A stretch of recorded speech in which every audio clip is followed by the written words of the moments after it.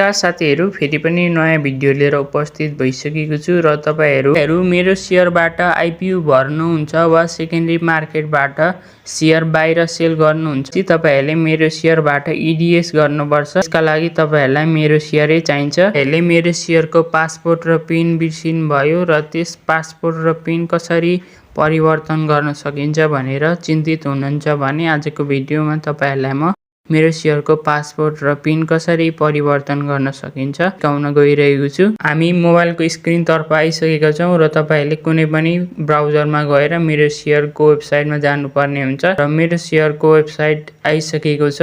अहिले मेरो शेयरको प्रोफाइलमा जानुभयो भने तपाईहरुलाई आफ्नो पासपोर्ट थाहा छैन भने तपाईहरुले आफ्नो पासपोर्ट र पिन चेन्ज गर्न सक्नुहुन्न। त्यसैले तपाईहरुले आफ्नो पासपोर्ट रिसेट गर्नुपर्ने हुन्छ र अब तपाईहरुले पासपोर्ट रिसेट गर्नको लागि अगाडिको इन्टरफेसमा आउनुपर्छ।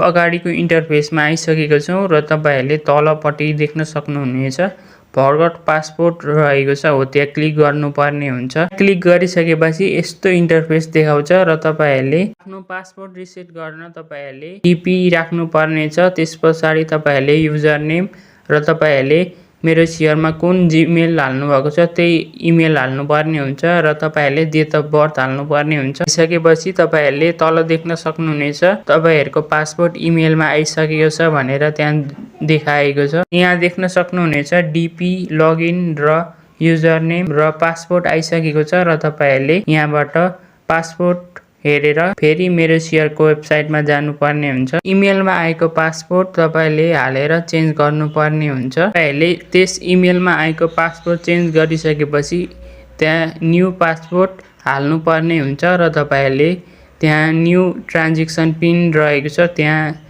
आफ्नो ट्रान्जेक्सन पिन हालेर चेन्ज गर्न सक्नुहुनेछ। आजको लागि यति नै। आजको भिडियो कस्तो लाग्यो, जस्तो लाग्यो त्यस्तै प्रतिक्रिया दिन नभुल्नु होला। फेरि पनि यस्तै जानकारीमूलक भिडियो लिएर उपस्थित हुने नै छु। हस्त, धन्यवाद।